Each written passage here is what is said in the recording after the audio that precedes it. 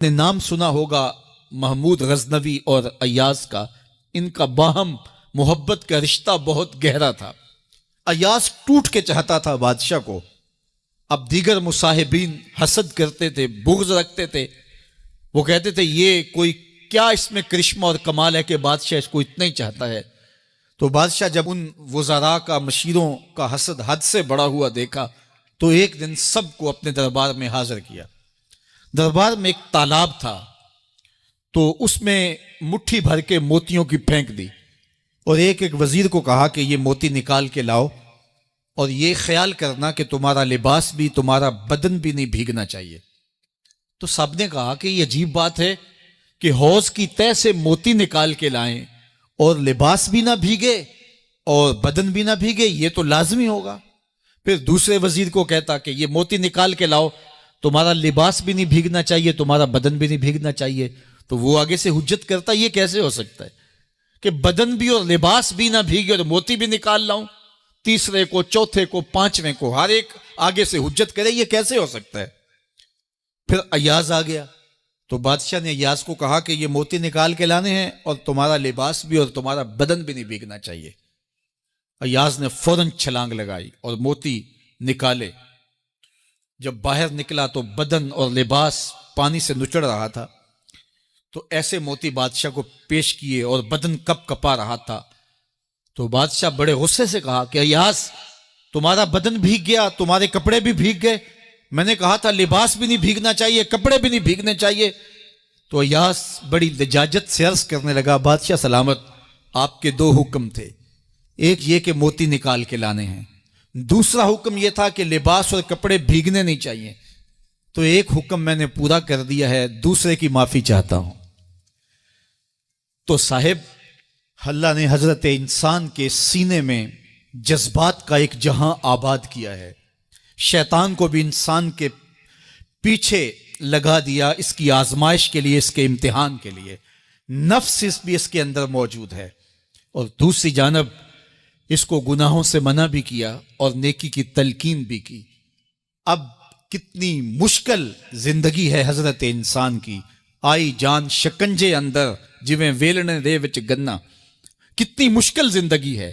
خواہشیں ہیں کہ آوارہ ہیں، آرزویں ہیں کہ بے قابو ہیں، اور دوسری جانب اللہ کا حکم ہے. اب کیا کرے؟ تو گناہ کرنے کے بعد پھر اللہ کے حضور توبہ کر لے، جو ممکن ہو وہ نیکی کرے اور گناہ سے مقدور بچنے کی کوشش کرے. لیکن بشری تقاضوں کے تحت اگر اس سے گناہ کبھی سرزد ہو جائے تو اس پر اکڑے نہ اور اس پہ مصر نہ رہے، اس پہ اصرار نہ کرے، بلکہ فوراً اللہ کی حضور توبہ کرے. گناہ کرنے کے بعد بندہ جب توبہ کرتا ہے، التائب من الذنب کمن لا ذنب لہ، تو وہ ایسے ہوتا ہے جس طرح اس نے گناہ کیا ہوا ہی نہیں. بندہ 100 بار گناہ کر کے توبہ کرے، اللہ 100 بار معاف فرما دیتا. وہ کریم ہے، 70 ماؤں سے زیادہ پیار کرتا ہے. تو بندے اس کی دہلیز پہ جب توبہ کرتے ہیں، رجوع کرتے ہیں اور اس سے معافی مانگتے ہیں، تو وہ یہ نہیں دیکھتا کہ یہ گناہ گار کتنا بڑا ہے. وہ یہ دیکھتا ہے کہ یہ میری دہلیز پہ آیا ہے اور اس کے ما قبل کے سارے گناہ معاف بھی کرتا ہے، بلکہ گناہوں کو بدل کے نیکیوں میں بھی تبدیل کر دیتا ہے. آئیے اب قرآن مجید میں ان لوگوں کی کہانی بھی پڑھیے جو اپنی زندگی کو اپنے مالک کے نام لگا چکے ہیں، اور ان سے اگر کوئی معاملہ سرزد ہو جاتا ہے تو وہ کس قدر اللہ سے ڈرتے ہیں. والذین یؤتون ما آتوا وقلوبہم وجلہ انہم الی ربہم راجعون. فرمایا کہ وہ لوگ جب ان سے کوئی خطا سرزد ہو جاتی ہے، کوئی گناہ ہو جاتا ہے، تو ان کے دل لرز جاتے ہیں، خوف خدا سے وہ کانپنے لگ جاتے ہیں. انہم الی ربہم راجعون، تو وہ اپنے رب کی طرف رجوع کرنے والے ہوتے ہیں. اگر ان سے کبھی کوئی گناہ سرزد ہو جائے، ان سے کوئی غلطی سرزد ہو جائے، تو پھر اس پہ ضد نہیں کرتے، اس پر مصر نہیں ہو جاتے، اس پر حجتیں اور دلیلیں نہیں لاتے، بلکہ وہ کیا کرتے ہیں؟ فوراً اللہ کے حضور رجوع کرتے ہیں اور معافی مانگتے ہیں. اور اللہ کو یہ بہت پسند ہے کہ کوئی مجھ سے معافی مانگے اور اللہ انہیں معاف کر دیتا ہے. اللہ اکبر. حضرت عبداللہ ابن مسعود رضی اللہ تعالیٰ عنہ فرماتے ہیں کہ مومن کی یہ شان ہے کہ جب وہ گناہ کر بیٹھے تو وہ یوں محسوس کرتا ہے جس طرح پہاڑ تلے آ گیا ہے. یہ اس کی کیفیت ہے کہ گناہ کرنے کے بعد، نافرمانی کرنے کے بعد اس کا دل لرز اٹھتا ہے. وَقُلُوبُهُمْ وَجِلَةٌ، ان کے دل خوف خدا سے لرزنے لگ جاتے ہیں کہ ہم سے یہ گناہ کیوں سرزد ہو گیا، یہ تو اللہ کی ناراضگی کا سبب ہے. تو حضرت عبداللہ ابن مسعود فرماتے ہیں یوں محسوس کرتے ہیں جس طرح پہاڑ تلے آ گیا ہے اور پہاڑ ابھی گر جائے گا اور انہیں کچل دے گا. تو وہ جلدی جلدی تلافی کرتے ہیں، توبہ کرتے ہیں، رجوع اللہ کرتے ہیں تاکہ ہمارا گناہ معاف ہو جائے. اور منافق کی مثال بھی بیان کی گئی. جب وہ گناہ کرتا ہے تو یوں محسوس کرتا ہے جیسے بدن پہ مکھی بیٹھی تھی، ہلکے اشارے سے اڑا دی. سویر سے لے کر شام تک کتنی بار ہم اپنے بدن پہ بیٹھی مکھیاں اڑا دیتے ہیں اور ہمیں شام کو یاد بھی نہیں ہوتا کہ یہ عمل ہم نے کتنی بار کیا ہے. میں اور آپ اپنے اندر اتر کر کے دیکھ سکتے ہیں ہماری کیفیت باطن کیا ہے. نمازیں چھوڑی، جھوٹ بولا، غیبت کی، چغلی کی، کسی کا دل دکھایا، کسی کو تکلیف دی، گالی گلوچ کیا، سب و شتم کیا، سویر سے شام تک کیا کیا گناہ کیے. کبھی خیال بھٹکے، کبھی سوچیں آوارہ ہوئیں، کبھی نگاہوں نے بدکاریاں کی، کبھی زبان نے جرم کیے، اور شام کو ہمیں یاد بھی نہیں ہوتا کہ آج ہم نے کیا کیا جرائم کیے، آج ہم نے کیا کیا گناہ کیے. اگر ہماری یہ کیفیت ہے تو یہ عملی نفاق ہے کہ بدن پہ مکھی بیٹھی اور اڑا دی. اور اگر ہماری کیفیت یہ ہے کہ گناہ کے بعد یہ محسوس ہوتا ہے کہ ہم پہاڑ تلے آ گئے اور اللہ کی ناراضگی ہم نے مول لے لی ہے اور جلدی جلدی توبہ کر کے رجوع کرنے کی جانب بڑھتے ہیں، تو پھر مبارک ہو. نہیں تو مجھے اور آپ کو اپنا محاسبہ کرنا چاہیے. ہمارے دلوں پر زنگ چڑھ گئے ہیں اور ہماری کیفیت یہ ہو گئی ہے کہ گناہ کرنے کے بعد بھی ہم ڈٹے رہتے ہیں. جبکہ زندگی اصحاب رسول کی دیکھیے ان سے بھی کبھی کوئی خطا سرزد ہو جاتی تو وہ فوراً اس گناہ کی تلافی کے لیے حضور کی بارگاہ میں حاضر ہو جاتے. حضرت ابو لبابہ رضی اللہ تعالیٰ عنہ نے اپنے آپ کو مسجد نبوی کے ستون کے ساتھ بندھوا دیا اور کہا کہ جب تک میری معافی نہیں ہوگی تب تک اپنے آپ کو کھلواؤں گا نہیں. اور پھر جب ان کی بخشش کا اعلان ہوا تو پھر حضور کے ہاتھوں سے اپنے آپ کو انہوں نے کھلوایا. ایک خاتون حضور کی خدمت میں حاضر ہوئی اور عرض کی یا رسول اللہ صلی اللہ علیہ وسلم، مجھ سے بدکاری سرزد ہو گئی ہے اور میرے پیٹ میں بچہ ہے اور میں چاہتی ہوں کہ آخرت کی سزا کی بجائے دنیا کے اوپر اس کی سزا مجھے دے دی جائے تاکہ میں پاک ہو جاؤں اور صاف ہو جاؤں، کیونکہ آخرت کی سزائیں بہت سخت ہیں. اللہ کے محبوب علیہ السلام نے جبریل امین سے ایک دن پوچھا تھا مجھے جہنم کے عذابوں کا ذکر سناؤ. تو عرض کی یا رسول اللہ صلی اللہ علیہ وسلم، سب سے ہلکا عذاب، اخف العذاب، ہلکا ترین عذاب یہ ہے کہ جہنمی کے پاؤں میں آگ کے جوتے رکھے جائیں گے. باقی اس کے پورے بدن پہ آگ نہیں ہوگی، صرف آگ کے جوتے اس کو پہنائے جائیں گے. لیکن اس کی حدت، گرمی اور شدت اتنی ہوگی، یغلی منہما دماغہ، اس کی شدت سے اس کا دماغ پگھل کر ناک اور کانوں کے ذریعے سے باہر آنا شروع ہو جائے گا. یہ سب سے ہلکے عذاب کی کیفیت ہے. اور جو عذاب سخت ہیں الیاذ باللہ، اللہ تعالیٰ قرآن مجید میں فرماتا ہے ثم لا يموت فیہا ولا یحیا، اس بڑے عذاب کا ذکر کیا جو جہنمیوں کو دیا جائے گا. فرمایا اس عذاب کی کیفیت یہ ہوگی بندہ نہ جیے گا نہ مرے گا. جیے گا اس لیے نہیں کہ آگے اور پیچھے، دائیں اور بائیں آگ ہی آگ ہوگی، تو اس آگ میں جینا کو جینا تو نہیں ہوگا. اور مرے گا اس لیے نہیں کہ موت کو موت آ چکی ہوگی. جنت میں جنتیوں کو ایک ہی ڈر اور خدشہ ہوگا کہیں موت نہ آ جائے، اور جہنمیوں کو ایک ہی امید ہوگی کہیں موت آ جائے اور جان چھوٹ جائے. اللہ تعالیٰ مینڈے کی شکل میں موت کو لائے گا اور موت کو ذبح کیا جائے گا. جنتی جنت سے اور جہنمی جہنم سے دیکھ رہے ہوں گے. جب موت کو ذبح کر دیا جائے گا اب موت نہیں ہے تو جنتی اتنے خوش ہو جائیں گے کہ اگر موت کو موت نہ آئی ہوتی تو یہ خوشی سے مر جاتے، اور جہنمی اتنے مایوس، دکھی اور پریشان ہوں گے کہ اگر موت کو موت نہ آئی ہوتی تو یہ صدمے سے مر جاتے. تو وہ کتنا سخت عذاب ہوگا الیاذ باللہ کے ہلکے ترین عذاب کی کیفیت یہ ہے کہ پاؤں میں آگ کا جوتا اور دماغ پگھل کے ناک اور کانوں کے راستے سے باہر آ جائے۔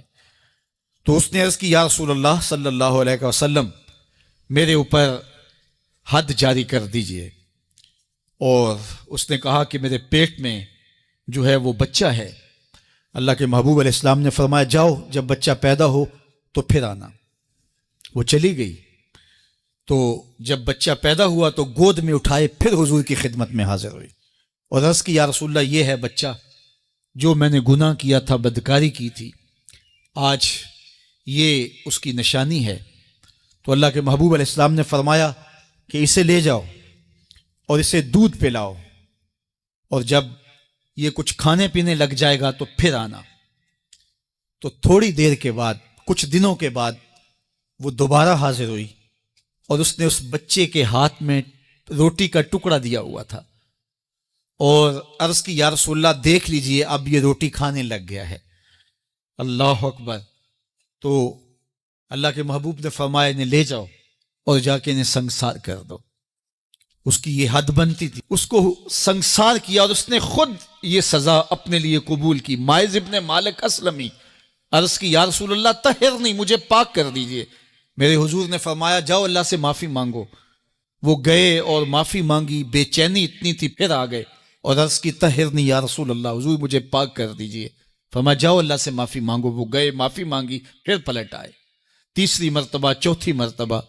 آقا کریم نے فرمایا فیما اطہرک کا، تمہیں کہا اللہ سے معافی مانگو، کریم ہے معاف کر دے گا، تم پھر پلٹ آتے ہو، تمہیں کس جرم سے پاک کروں؟ قال من الزنا، عرض کی مجھ سے بدکاری ہو گئی ہے اور میں چاہتا ہوں کہ دنیا پر فارغ ہو جاؤں۔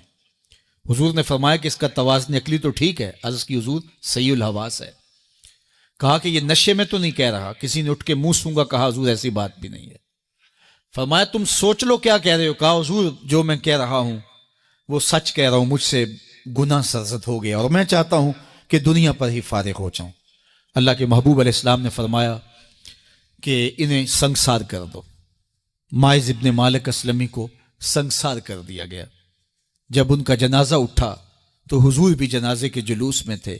کسی کی زبان سے نکلا لو مائز نے گناہ کیا تھا، بس یہ بات سننے کی دیر تھی، اللہ کے محبوب کے چہرے پہ جلال آ گیا۔ فرمایا خبردار اگر کسی نے میرے مائز پہ بات کی، میرے مائز نے ایسی سچی توبہ کی ہے اگر روئے زمین کے تمام مسلمانوں میں بانٹ دی جائے لکفاہم، سب کی مغفرت ہو جائے، کہ انہوں نے اپنے آپ کو خود پیش کیا ہے۔ اب مائز ابن مالک کا جنازہ اللہ کے رسول نے خود پڑھایا، بلکہ مسلم کتاب الحدود میں ہے کہ ان کے جنازے کے دوسرے دن یا تیسرے دن حضور ان کے ہاں تشریف لے گئے، اور جب آقا گئے وہم جلوسن، تو لوگ وہاں بیٹھے ہوئے تھے، تو میرے آقا نے فرمایا استغفروا لمائز، مائز کے لیے بخشش اور مغفرت کی دعا کرو۔ تو یہ بات ذہن نشین کیجئے کہ یہ وہ لوگ تھے کہ جن سے کبھی کوئی گناہ سرزد ہو جاتا تو وہ جلد توبہ کرتے، اور اس کی بڑی سے بڑی حد اور سزا بھی ہوتی تو وہ بھی کاٹنے کے لیے تیار ہو جاتے۔ میں اور آپ دیکھیں کہ ہماری زندگی میں اگر گناہ ہیں اور ہمیں سچی توبہ کی توفیق بھی نصیب نہیں ہے تو پھر ہم سوچ لیں کہ ہم کہاں کھڑے ہیں۔ دیکھیے اللہ دلوں کے بھید جانتا ہے۔ سچی توبہ یہ ہے کہ جو کیے پر ندامت ہو اور آئندہ نہ کرنے کا عزم مصمم ہو، پکا ارادہ ہو کہ یہ گناہ زندگی میں دوبارہ نہیں کروں گا۔ الگ بات ہے کہ پھر دوبارہ اس سے سرزد ہو جائے، لیکن جب وہ توبہ کر رہا ہو تو اس وقت اس کا پختہ عزم ہو اور اس کے دل کے کسی گوشے میں نہ ہو کہ چلو میں توبہ کر لیتا ہوں اور پھر ہو گیا تو پھر کر لوں گا۔ پکا عزم ہو کہ دوبارہ یہ گناہ نہیں کروں گا۔ اور اگر زبان سے توبہ توبہ کر رہا ہو اور دل میں ہو کہ ٹھیک ہے یہ تو صبح بھی مجھ سے عمل بد سرزد ہونا ہے، تو اللہ تعالیٰ سے یہ مذاق کرنے والی بات ہے، اور اللہ تعالیٰ سے جو مذاق کرتا ہے وہ کہاں کھڑا ہے وہ خود سوچ لے۔ وہ کیا کسی نے کہا تھا کہ توبہ کی پھر توبہ کی، پھر توبہ کر کے توڑ دی، میری اس توبہ پہ توبہ توبہ توبہ کر اٹھی۔ تو ایسی توبہ نہیں ہے کہ جو رسماً کسی مجلس میں چلے گئے، کسی اجتماع میں چلے گئے تو سب لوگوں نے توبہ توبہ کی تو وہ بھی توبہ توبہ کرتا رہا، لیکن اس کا عزم مصمم پختہ ارادہ نہیں تھا گناہوں کو چھوڑنے کا، تو یہ توبہ نہیں، یہ مذاق ہے۔ اس لیے اللہ کے حضور سچی توبہ یہ ہے کہ ما قبل کے گناہوں سے ندامت پیدا ہو جائے اور سچے دل سے ارادہ کیا جائے، پختہ عزم کیا جائے کہ دوبارہ میں یہ گناہ نہیں کروں گا۔ یہ الگ بات ہے کچھ عرصے بعد اس سے پھر سرزد ہو جائے، پھر وہ گناہ ہو جائے، تو پھر وہ پکی توبہ کرے، تو 100 بار بھی گناہ کرے گا، 100 بار بھی توبہ کرے گا، اللہ 100 بار قبول کرے گا۔ لیکن اندت توبہ اس کا عزم مصمم ہونا چاہیے، اس کا عزم پختہ ہونا چاہیے۔ محض لفظوں سے توبہ توبہ پکارنا اور دل توبہ نہ کر رہا ہو اور دل عزم مصمم نہ رکھتا ہو تو یہ توبہ نہیں ہے۔ اس لیے سچی توبہ اللہ کے حضور اپنے گناہوں کی پیش کرنی، یہ اہل ایمان کا طریقہ ہے۔ یا ایہا الانسان ما غرک بربک الکریم، او بھاگے ہوئے انسان، او غافل انسان، پلٹ کے آجا، تیرا رب بڑا ہی کریم ہے۔ مجھے بتائیے بھاگنے والوں کو بھی یوں آواز دی جاتی ہے؟ کبھی آپ نے مجرم کا تعاقب کرتے ہوئے پولیس کو دیکھا ہوگا، سخت گیر استاد کو شاگرد کے پیچھے چلتے ہوئے بھاگتے ہوئے دیکھا ہوگا۔ کبھی یہ انداز محبت بھی آپ نے دیکھا ہے کہ جو بغاوت کر کے جا رہا ہے، مالک کی دہلیز چھوڑ کے جا رہا ہے، اس کو مالک کی رحمتیں آواز دے رہی ہیں، او بھاگنے والے آجا پلٹ کے، میں تیرا رب ہوں، دیکھ میرا تیرا رشتہ کتنا گوڑا ہے، اللہ اکبر، کتنا گہرا ربط ہے میرا۔ یا ایہا الانسان، او بھاگنے والے انسان۔ وہ کبھی آپ نے دیکھا ہو کہ کوئی نالائق بیٹا گھر چھوڑ جائے، وہ تو شاید کسی ہوٹل میں برتن مانج کے اپنے پیٹ کی آگ بجھا رہا ہوتا ہے، لیکن ماں کے حلق سے نیچے لقمہ نہیں اترتا، باپ بے چین ہوتا ہے۔ اخبارات میں، ٹیلی ویژن پہ اشتہار چلتے ہیں کہ اس نام کا بیٹا، اس طرح کا لباس، وضع قطع یہ، کہنے سننے کا انداز یہ ہے، اٹھنے بیٹھنے کا سٹائل یہ، اتنے دنوں سے گھر سے گم ہے، اگر کسی کو ملے تو اس نمبر پہ اطلاع کر دیں، اتنا انعام دیں گے، اور نیچے لکھا ہوتا ہے نوٹ، اگر وہ خود پڑھ رہا ہو تو وہ واپس آ جائے، اسے کچھ نہیں کہا جائے گا۔ جب میں کبھی بھی اس قبیل کا اشتہار دیکھتا ہوں تو میری نظر پلٹ کے اس آیت پہ آتی ہے، مالک بھی کہہ رہا ہے او بھاگے ہوئے انسان آجا پلٹ کے، تیرا رب کریم ہے، کچھ نہیں کہے گا، وہ تیرے سارے گناہ معاف کر دے گا۔ ہائے ہائے، گناہ گار کی آنکھ کا پانی اللہ کے غصے کی آگ کو ٹھنڈا کر دیتا ہے۔ التائب من الذنب کمن لا ذنب لہ، گناہ سے توبہ کرنے والا ایسا ہوتا ہے جس طرح اس نے گناہ کیا ہوا ہی نہیں۔ اللہ اکبر، بلکہ رسول اللہ صلی اللہ علیہ وسلم نے ارشاد فرمایا ایک مثال کے ساتھ کہ کوئی شخص صحرا کا سفر کر رہا ہو تو راستے میں وہ سستانے کے لیے کسی درخت کے نیچے سو جائے، اس کا سامان، اس کے سفر کا سارا توشہ اس کی سواری پہ تھا، اچانک آنکھ کھلی تو دیکھا کہ سامان نہیں ہے، سواری بھی نہیں ہے، وہ دائیں بائیں بھاگا، لیکن اس نے دیکھا کہ سواری کے آثار دکھائی نہیں دیتے، اور صحراؤں میں سواری کا اور سامان خرد و نوش کا ختم ہو جانا سیدھی سیدھی موت ہوتی ہے، تو وہ موت کے انتظار میں درخت کے نیچے دوبارہ آ کے لیٹ جاتا ہے، اس کی آنکھ لگ جاتی ہے، پھر اچانک آنکھ کھلتی ہے تو دیکھتا ہے کہ وہ سواری ماں ساز و سامان کے پاس کھڑی ہے، تو سواری کیا ملی اس کو؟ زندگی مل گئی۔ تو شدت فرحت سے خوشیوں کے ہجوم میں اتنا درک گیا کہ وہ کہنے لگا اللہم انت عبدی وانا ربک، اے اللہ تو میرا بندہ اور میں تیرا رب۔ کہنا اس نے یہ تھا کہ تو میرا رب اور میں تیرا بندہ، لیکن خوشیاں اتنی تھی جب بھی تیری قربت کے امکان نظر آئے ہم اتنے خوش ہوئے کہ پریشان نظر آئے۔ وہ کیا کسی نے کہا نا کسی کے آنے سے ایسے ہوش اڑے ساقی کے کہ شراب سیخ پہ ڈالی اور بوتل میں کباب، تو کہا کہ اللہم انت عبدی وانا ربک، تو میرا بندہ اور میں تیرا رب۔ تو خوشیوں کے ہجوم میں جو کہنا تھا وہ نہیں کہہ پا رہا، درک گیا، تو فرمایا کہ بتاؤ اسے کتنی خوشی ہوئی جب اس کو اونٹ مل گیا اور زندگی مل گئی۔ تو صحابہ نے کہا حضور بہت خوشی ہوئی۔ فرمایا جب کوئی شخص توبہ کرتا ہے تو اللہ اس سے بھی زیادہ خوش ہوتا ہے، وہ اس سے بھی زیادہ راضی ہوتا ہے کہ میرا بندہ پلٹ کے میرے حضور آ گیا ہے۔ اور پھر اگر وہ توبہ کرنے والا جوان ہو تو پھر تو اللہ بہت خوش ہوتا ہے، بلکہ رسول کریم نے ارشاد فرمایا انا حبیب اللہ، میں اللہ کا حبیب ہوں۔ اور پھر فرمایا الشاب التائب حبیب اللہ، وہ جوان جو جوانی میں توبہ کرے وہ بھی اللہ کا حبیب ہے۔ کتنا بڑا اعزاز ہے۔ تو کہا او بھاگنے والے آجا پلٹ کے، اس کی رحمتیں آوازیں دے رہی ہیں۔ ویسے اس کی رحمتیں تو ہر دم ہر لہجہ بندے کو پکار رہی ہوتی ہیں، لیکن یہ رتیں اور یہ موسم، جس طرح کا موسم آج آپ کو اور مجھے میسر ہے، یہ اس کی رحمتوں کی عمومیت کا اور اس کی رحمتوں کی فراوانی کا موسم ہوتا ہے۔ اور حدیث میں آتا ہے کہ قبیلہ بنو کلب کی بکریوں کے بالوں کے برابر گناہ گاروں کو جہنم کی آگ سے آزاد کر دیا جاتا ہے۔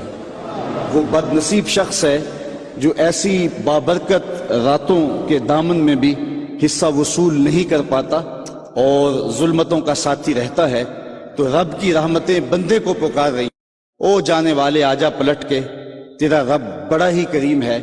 اچھا یہی کافی تھا، لیکن آگے فرمایا اللہ زی خالقہ کا، اس نے تجھے پیدا کیا ہے۔ تیرا رشتہ کہ تیرا رب لگتا ہے، تیرا رشتہ کہ وہ کریم ہے، لیکن تیسری بات یہ فرمائی کہ وہ تیرا خالق ہے۔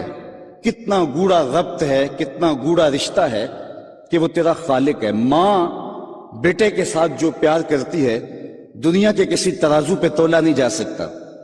ساری دنیا کی محبتیں ایک طرف اور ماں کا پیار ایک طرف۔ ایک شاعر نے ماں کے پیار کو اپنے لہجے میں بڑے خوبصورت پیرائے میں بیان کیا کہ مدت ہوئی میری ماں نہیں سوئی تابش، میں نے ایک بار کہا تھا مجھے ڈر لگتا ہے۔ ایک دن میرے منہ سے نکلا تھا امی مجھے رات کو ڈر لگتا ہے۔ میں بوڑھا بھی ہو گیا ہوں، میری ماں اسی وسواس میں رہتی ہے کہ میرے بیٹے کو کہیں ڈر نہ لگ رہا ہو۔ تو بیٹے کے لیے یہ امٹتی ہوئی محبتیں، یہ پیار کے جذبات، بلکہ میں کہتا ہوں کہ آج بازار جائیں تو کوئی شے خالص نہیں ملتی، ماں کا پیار آج بھی کھرا ہے، ماں کا پیار آج بھی سچا ہے۔ سمندر کی پاتال تک تو شاید کوئی پہنچ گیا ہو، لیکن ماں کے پیار کا کنارہ آج تک کسی کو نہیں ملا۔ ماں جب بولتی ہے تو اس کے لہجے میں جبریل بولتا ہے، ماں جب مسکراتی ہے تو لگتا ہے جنت کی کلیاں کھل اٹھی ہیں۔ اللہ نے اس کے لہجے میں وہ گداز، وہ نرمی، وہ محبت رکھی ہے۔ اولاد کا پیٹ پالنے کے لیے اس کو کسی کے گھر کے برتن بھی مانجنے پڑیں تو ماں اس سے بھی گریز نہیں کرتی۔ شہر میں آ کر پڑھنے والوں بھول گئے ہو کس کی ماں نے کتنا زیور بیچا ہے، مائیں کن کن مراحل سے گزرتی ہیں۔ اچھا میں پوچھتا ہوں ماں کو بیٹے سے اتنا پیار کیوں ہے؟ تو اس کا ایک ہی جواب ہے کہ اس نے بیٹے کو جنم دیا ہے۔ میں اس پہ اپنی گفتگو کو ختم بھی کر دوں تو آپ ناراض نہیں ہوں گے۔ یہ اتنی خوبصورت بات ہے کہ ماں کو اتنا پیار اس لیے کہ ماں نے بیٹے کو جنم دیا ہے، تو جس نے جنم دیا ہے اس کو اتنا پیار ہے، تو جس نے خلق کیا ہے اس کو کتنا پیار ہوگا۔ سبحان اللہ سبحان اللہ۔ کہا اللہ زی خالقہ کا، اس نے پیدا کیا ہے تجھے۔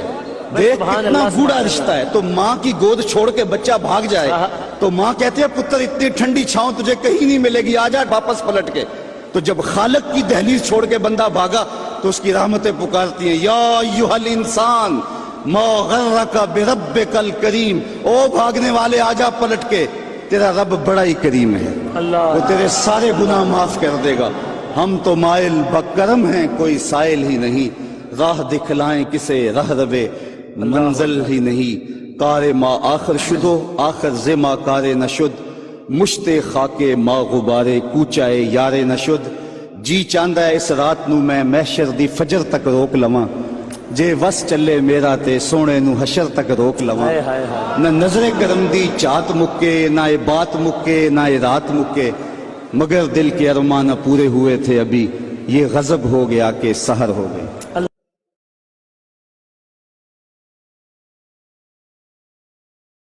پیدا ہو نیکی کی توفیقات میں انسان اعمال صالحہ کا نور پاتا ہے، لیکن اگر وہ جھوٹ بولنا شروع کر دیتا ہے تو اس کی ساری محنتیں ضیاع اور نقصان کا سبب اور ذریعہ بن جاتی ہیں۔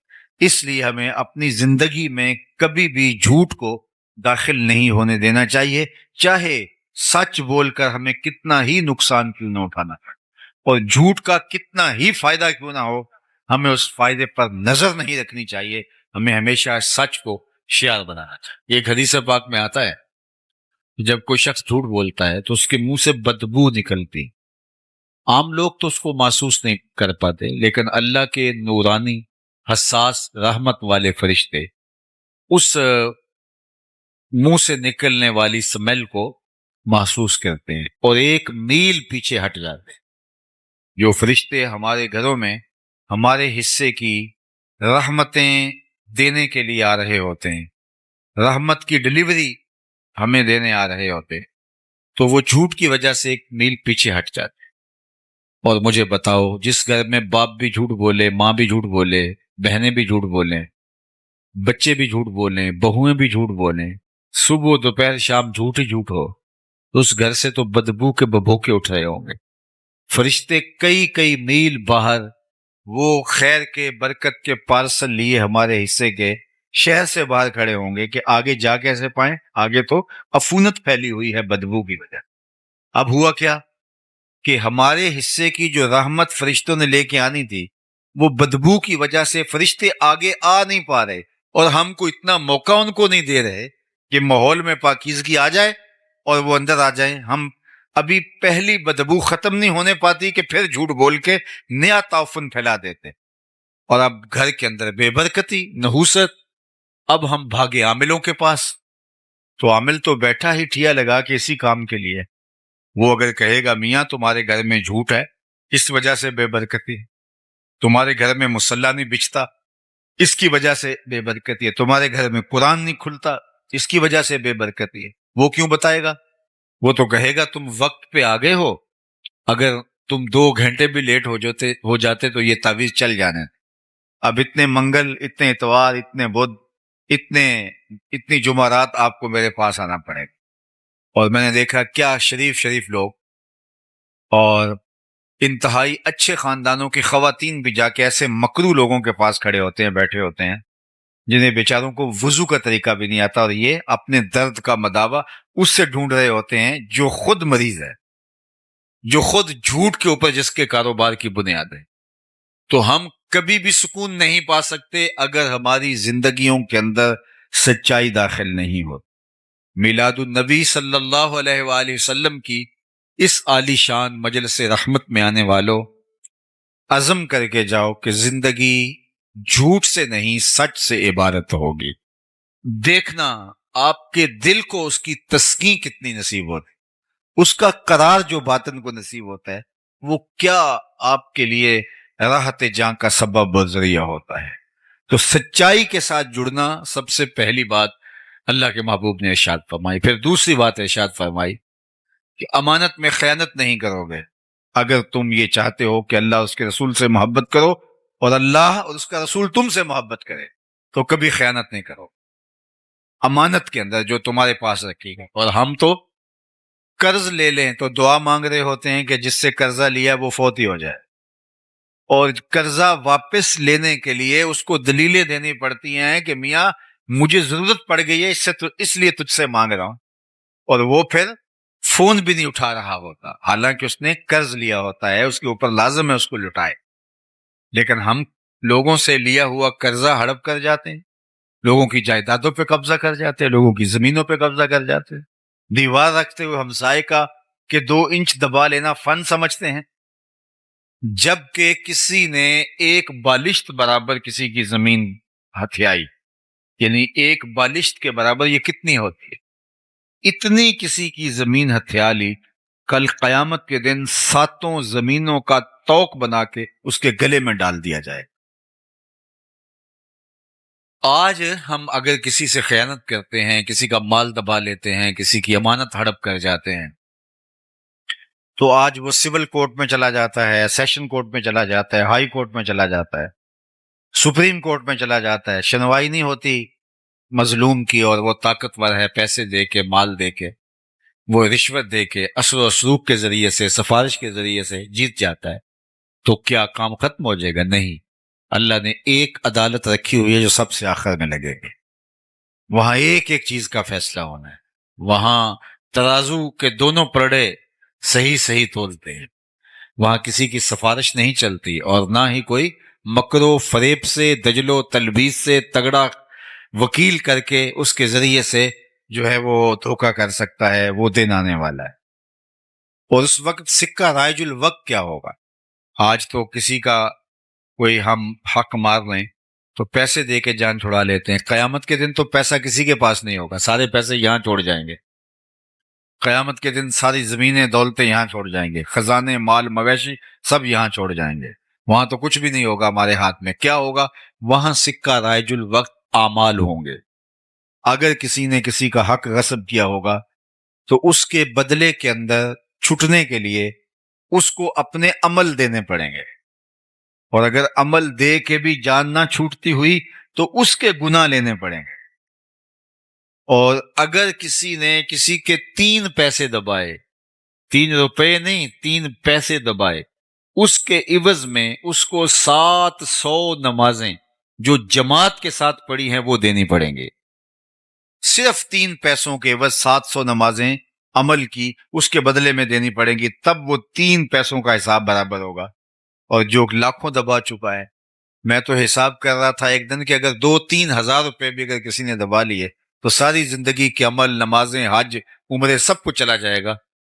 تو سب سے پہلے ہمیں اپنی آخرت کو صاف کرنا ہوگا اور اپنے انجام اور معال کار کی بہتری کے لیے کوشش اور محنت کرنی ہوگی۔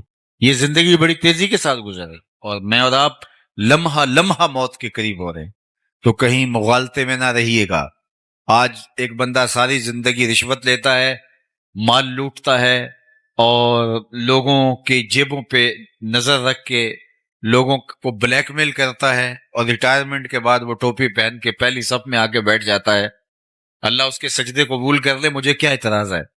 لیکن جو لوگوں کو دیے گئے چکر ہیں، لوگوں کا لوٹا ہوا مال ہے، وہ بہر صورت اس کو ادا کرنا پڑے گا۔ یہاں نہیں اگر کرتا تو قیامت کے دن اس کو بہر صورت ادا کرنا پڑے گا، وہ دن آنے والا ہے۔ ثم لتسألن یومئذ عن النعیم، اس دن ایک ایک نعمت کے بارے میں پوچھا جائے گا اور ایک ایک چیز کا سوال ہوگا۔ تو قبل اس سے کہ وہ وقت آئے، کوئی حجت باقی نہ رہے، مجھے اور آپ کو اپنے اعمال کی جواب دہی کے لیے تیار ہونا چاہیے۔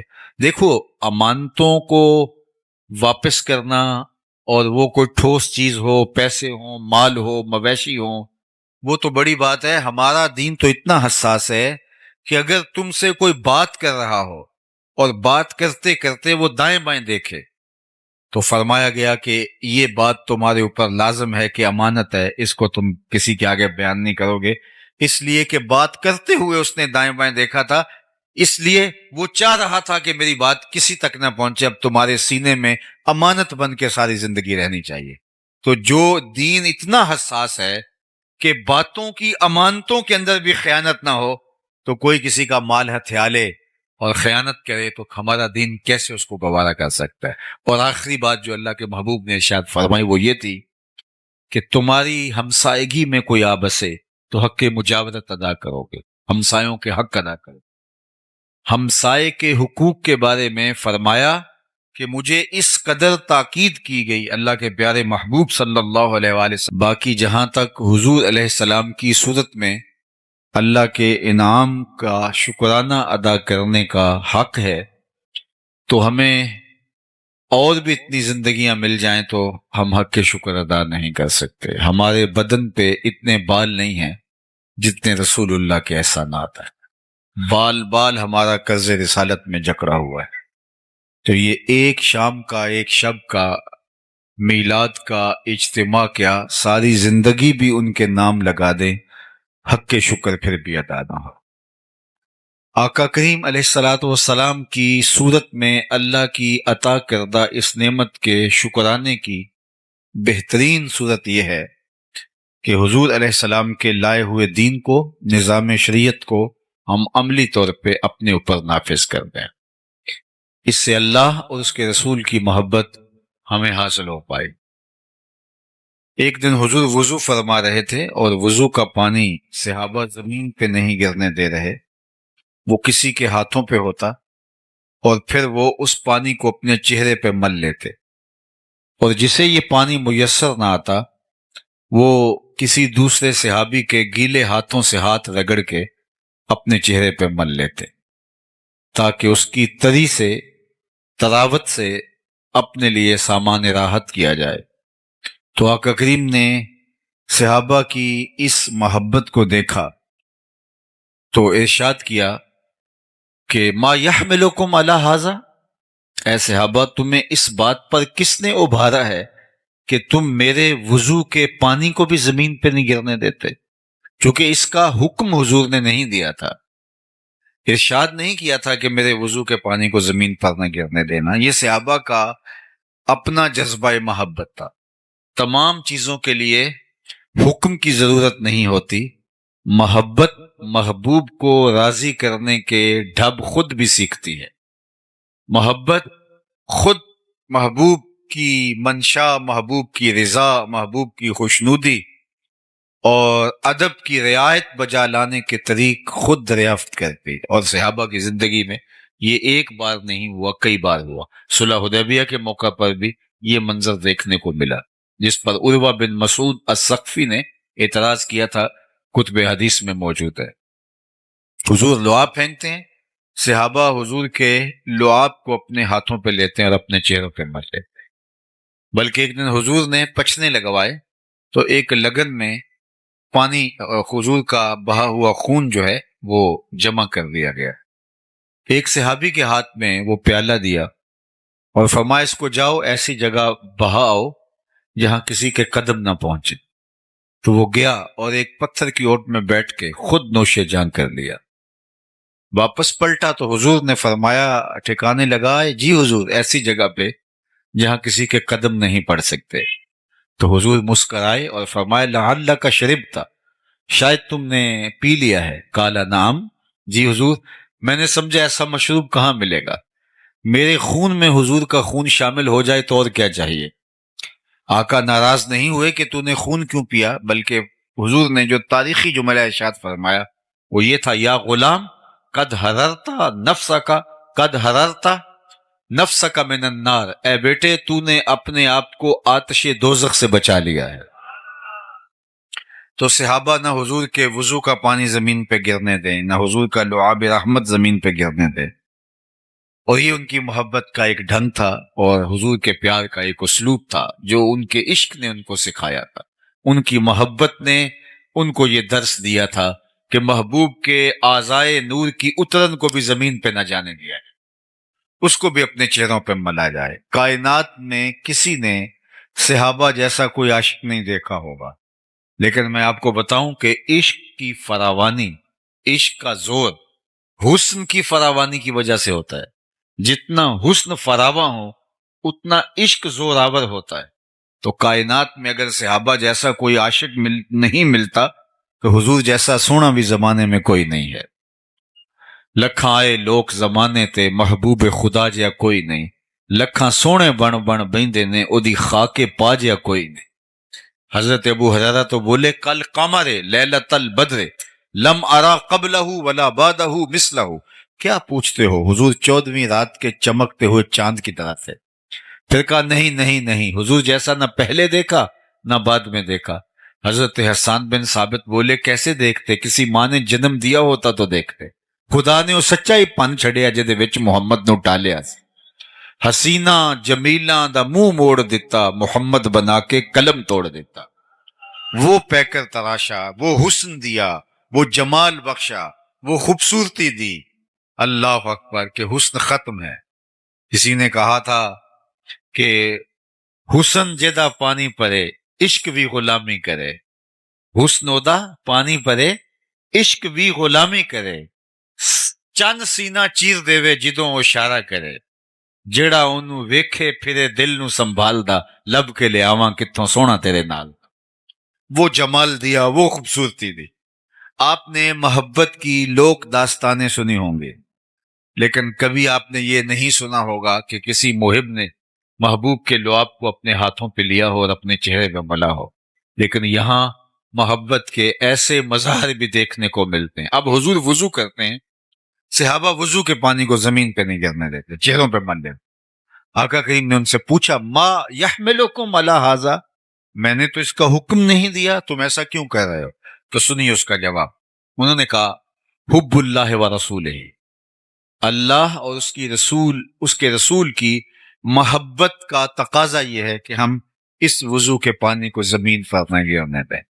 تو اللہ کے محبوب نے ان کی تردید نہیں کی، ان کو اس کام سے روکا نہیں، ان کو اس کام سے منع نہیں کیا، بلکہ اللہ کے محبوب کی دور اندیش نگاہ آنے والے حالات کا ملاحظہ فرما رہی تھی کہ آنے والے لوگ کہیں محبت کے ان مظاہر پر ہی موقوف نہ رہیں اور باقی دین ان کی نظروں سے اوجل نہ ہو جائے اور ترک نہ کر بیٹھے۔ وہ حق کریم نے صحابہ سے مخاطبت کرتے ہوئے فرمایا، صحابہ تمہارا یہ عمل اس لیے ہے کہ اللہ اور اس کے رسول کی محبت، تو سنو جو اللہ اور اس کے رسول کی محبت چاہتا ہے اور یہ چاہتا ہے کہ اللہ اور اس کا رسول اس سے محبت کرے اور وہ اللہ اور اس کے رسول سے محبت کرے، تو اس کا یہ کام اپنی جگہ پہ اس کو 3 کام کرنے چاہیے۔ سب سے پہلی بات، جب بولے سچ بولے، اس کے زندگی میں کبھی جھوٹ نہیں بولنا چاہیے۔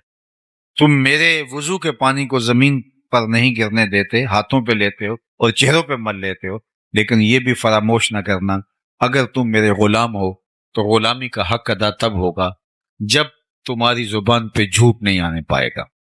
دوسری بات ارشاد فرمائی کہ جب تمہارے پاس امانت رکھی جائے تم اس میں کبھی خیانت نہیں کرو۔ اور تیسری بات ارشاد فرمائی، تمہاری ہمسائیگی میں کوئی آ بسے تو تم حق کے مجاورت ادا کرو گے، ہمسائیگی کے حق کا، حقوق کا لحاظ رکھو۔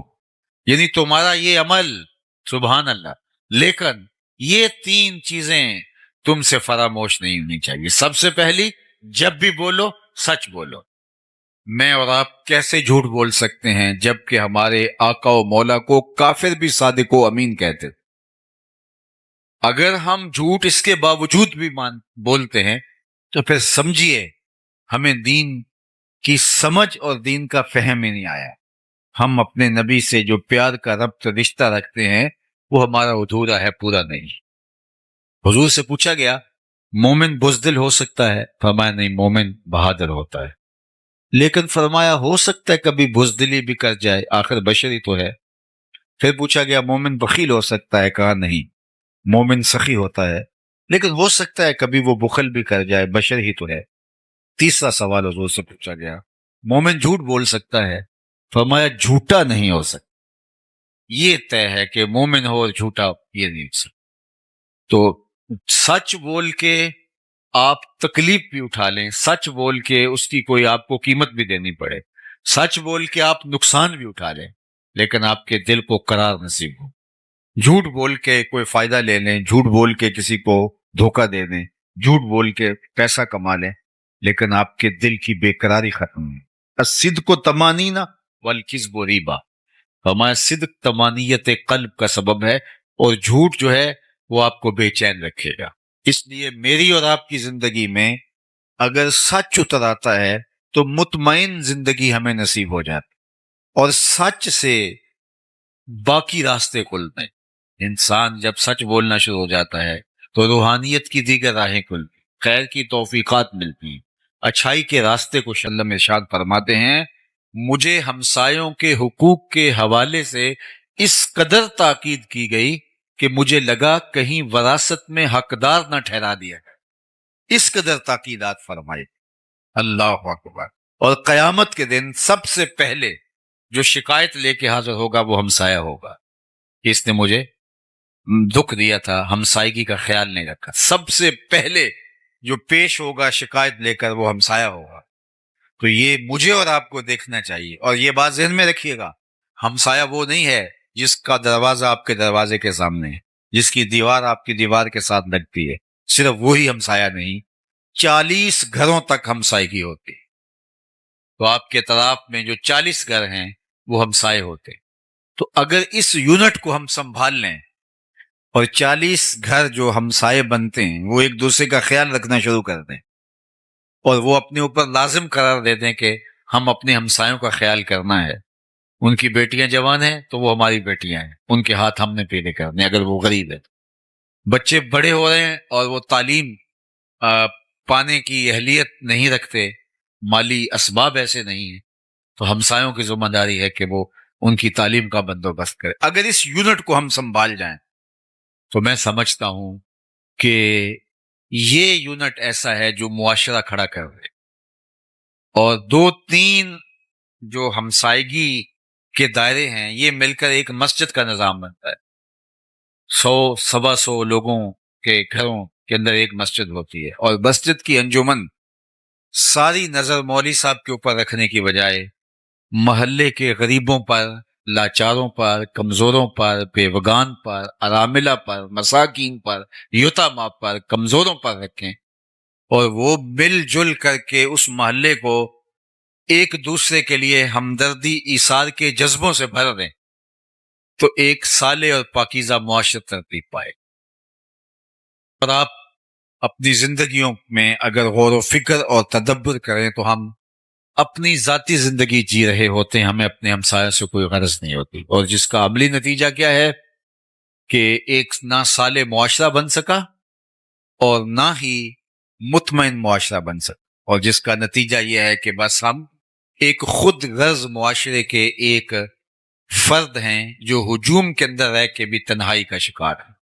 تو ہمیں دوبارہ اپنے آپ کو دیکھنا ہوگا، دین کو دوبارہ سمجھنے کی کوشش کرنا ہوگا، دوبارہ ری وزٹ کرنا ہوگا دین، کیونکہ ہم ممبر و محراب سے عمومی طور پہ فضائل کے باب ہی سنتے سنانے کے عادی ہو گئے ہیں، لیکن ہمیں دوبارہ خود بھی غور کرنا ہوگا کہ ہمارے دین نے ہمیں رشتہ داروں کے حقوق دیے ہیں، ہمسایوں کے حقوق دیے ہیں، ماں باپ کے حقوق دیے ہیں، بلکہ حضور نے فرمایا راستوں میں نہ بیٹھا کرو. عرض کی حضور یہ تو ہمارے بیٹھنے کی جگہ ہیں. فرمایا پھر اس کا حق ادا کرو. عرض کی حضور حق الطریق کیا ہے؟ فرمایا امر بالمعروف نہی عن المنکر، اور راستے میں گری پڑی کوئی چیز اٹھانا تاکہ راستے کی رکاوٹ ختم ہو، اور اگر کوئی بھٹکا ہوا شخص ہو تو اس کو راستہ دکھا. اگر تم یہ حق ادا کرنے کی اہلیت رکھتے ہو پھر تمہیں حق ہے کہ تم راستے میں بیٹھ سکو، ورنہ تم راستے کے اندر جو ہے وہ نہیں بیٹھ سکتے. تو آج میں اور آپ اپنی زندگی پہ ضرور غور کریں. یہ میلاد النبی صلی اللہ علیہ وآلہ وسلم ہمیں نئے سرے سے ایک جذبہ، ایک نئی زندگی، نیا بانک پن، دین کے ساتھ تعلق، حضور کے ساتھ محبت کے رشتے کے استحکام کا ذریعہ بن کے دوبارہ طلوع ہوتی ہے.